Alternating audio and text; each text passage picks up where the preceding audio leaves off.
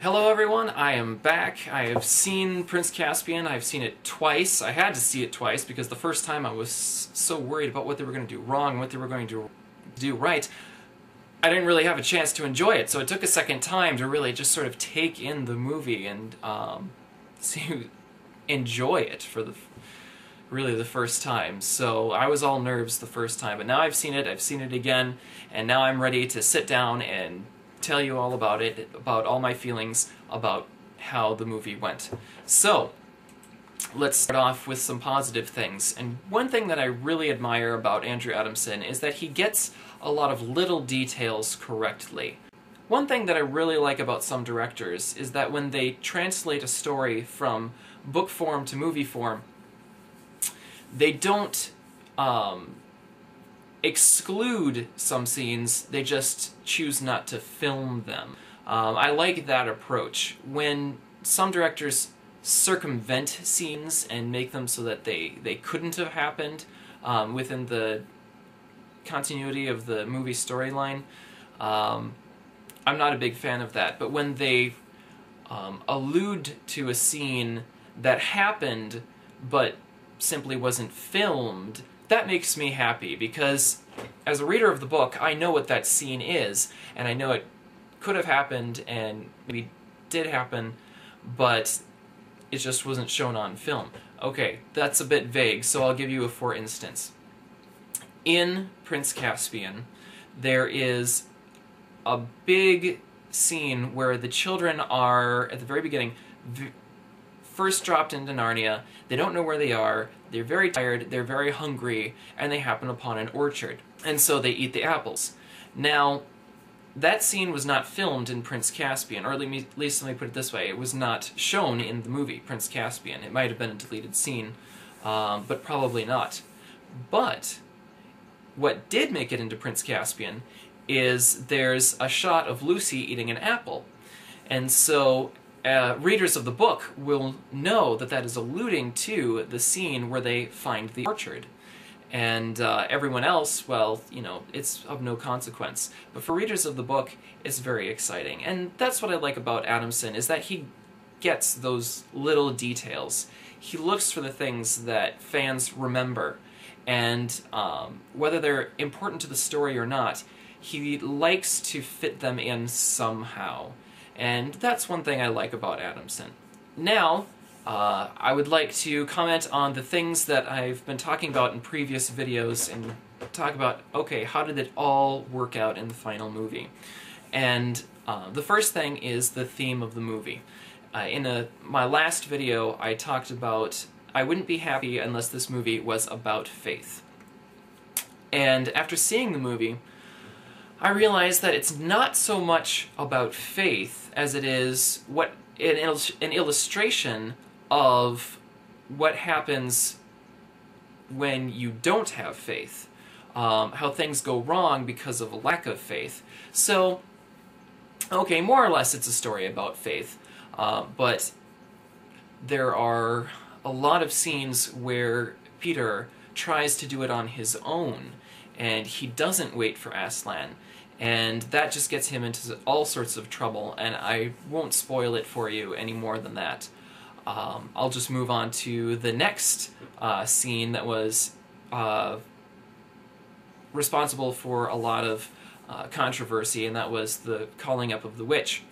This scene I actually liked. It was very dramatic, it was very scary, and I think overall it was very well done. I really like that they used the original lines from the book for the werewolf, and it really adds that creepiness to the entire scene. C.S. Lewis wrote it so well, so I'm glad that the writers chose to put those lines into there. So is Caspian going along with this whole thing? It seems at first he's just curious as to what this hag and werewolf are up to, but then once he realizes that they're calling up the White Witch, then he doesn't want part in it. And the hag and werewolf actually force him to take part in this resurrecting the White Witch. But then, once the White Witch actually appears, the hag and the werewolf kind of back off, and Caspian's kind of left there alone. And to me, it seems like Caspian is enchanted at that point. I could be wrong, you certainly can interpret it differently, but to me, it looked like Caspian was hooked at that point. He was enchanted and maybe not fully in control of himself. Could be interpreted differently. You can debate me. I won't feel bad. I won't feel sorry. But that scene didn't really turn out to be as bad as I feared it would be. I think they turned it out. I think it turned out okay. Next topic, the Caspian-Susan romance.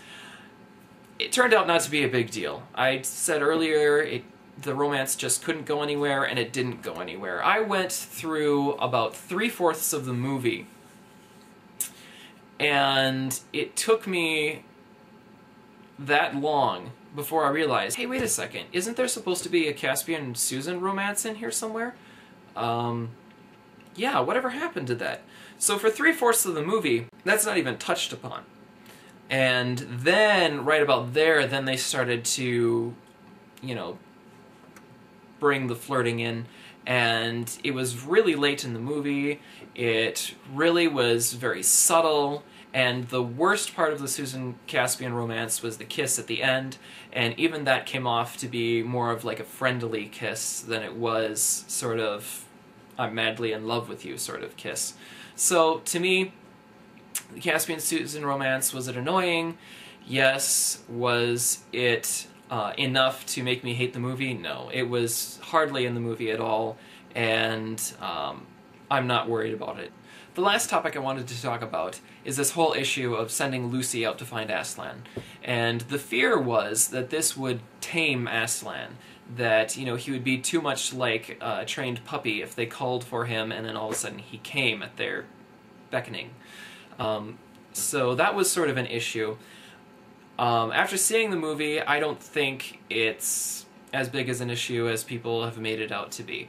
The whole movie long, the Pevensies have been sort of doing their own thing. Aslan has been beckoning them to do things his way, and they have been doing exactly the opposite. And that leads to mistake after mistake after mistake all movie long. And then at the end of the movie, finally they get wise and they say, you know what, maybe we should seek Aslan. And maybe we should see what he wants us to do, as opposed to trying to do it ourselves. And that's when they send Lucy out to find Aslan. And in this context, it seems like instead of calling for Aslan and having him come, it's more like Aslan has been calling them all movie long, and finally they're being obedient to him, and finally they're seeking him. And of course, when they sought him, they found him. And that, I feel, is very much a theme in the book, although it's very much compressed to a few chapters. In the book, Peter does lead them the wrong way, not intentionally, but he does lead them the wrong way because, you know, he trusts in himself. It just seems like they've taken that theme from one chapter in the book and stretched it out to be the theme of the entire movie. Which, was that a bad call? Probably. Peter's character really suffered in this film. He's very, very proud, and that comes across, and he's almost unlikable. So I think that maybe they could have softened Peter's character a little bit. Okay, my time is up, but there will be more videos to come soon, and we'll explore the movie further and more things Narnia.